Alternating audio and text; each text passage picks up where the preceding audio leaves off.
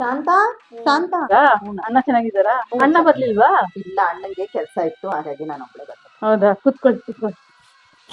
ಸರನು ತಗೊಂಡಿದ್ದೀರಾ? ಹ್ಞೂ ಕಣಪ್ಪ, ನಿಮ್ಮ ಅಣ್ಣಂಗೆ ಯಾವ್ದೋ ಬಿಸ್ನೆಸ್ ಅಲ್ಲಿ ದುಡ್ಡು ಬಂತು, ಅದಕ್ಕೆ ಮೊನ್ನೆಯಿಂದ ಮಾಡಿಸ್ಕೊಂಡೆ. ಹೌದಾ?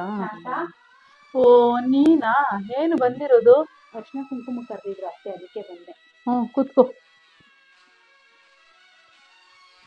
ಅಲ್ಲೇನ್ ಕುತ್ಕೋತೀಯ? ಇಲ್ಲಿ ಕುತ್ಕೋ.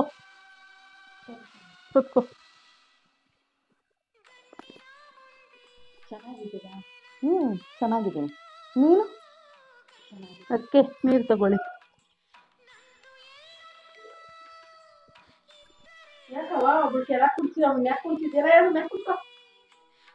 ಅಮ್ಮ, ಅವಳೇನಕ್ ಮೇಲ್ ಕೂರಿಸ್ತಾ ಇದ್ಯಾ? ಅವಳ ಯೋಗ್ಯತೆಗೆ ಒಂದ್ ಚಪ್ಲಿನೂ ಇಲ್ಲ. ನಮ್ಮ ಅತ್ಕೆನಾದ್ರೂ ಬಾಳಿ ಚೆನ್ನಾಗಿ ಬದುಕ್ತಾವಳೆ. ಅವಳು ನಮ್ಮ ಮರ್ಯಾದೆ ಕಳೆಕ್ ಬರೀ ಕಾಲಲ್ಲಿ ಬರ್ತಾಳೆ.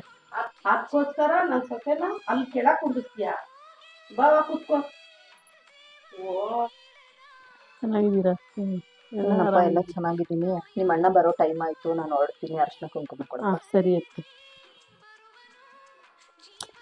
ಏನ್ ಶಾಂತ, ಅಷ್ಟು ಗೊತ್ತಾಗಲ್ವಾ? ಈ ಬ್ಯಾಗಿನ ರೈಟ್ ಎಷ್ಟು ಅಂತ ಗೊತ್ತಾ? ನಿಮ್ಮ ಅಣ್ಣ ಫಾರಿನ್ ಇಂದ ನನ್ಗೋಸ್ಕರ ತಂದ್ಕೊಟ್ಟಿತ್ತು.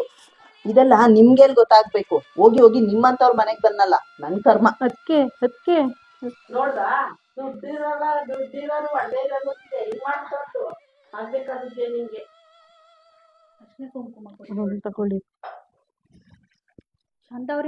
ಶಾಂತವ್ರೆ ನೀರ್ ಕೊಡಿ ಅಮ್ಮ. ಏನಾಯ್ತವ? ಏನಾಯ್ತು ಶಾಂತವ್ರೆ? ಸಾರಿ ಅದಕ್ಕೆ, ನಾನು ನಿಮ್ ಬಗ್ಗೆ ತಪ್ಪಾಗಿ ಮಾತಾಡ್ಬಿಟ್ಟೆ. ಸಾರಿ ಅದಕ್ಕೆ. ಇರ್ಲಿ ಶಾಂತವ್ರೆ, ನಾನೊಂದು ಮಾತು ಹೇಳ್ತೀನಿ ಕೇಳಿ.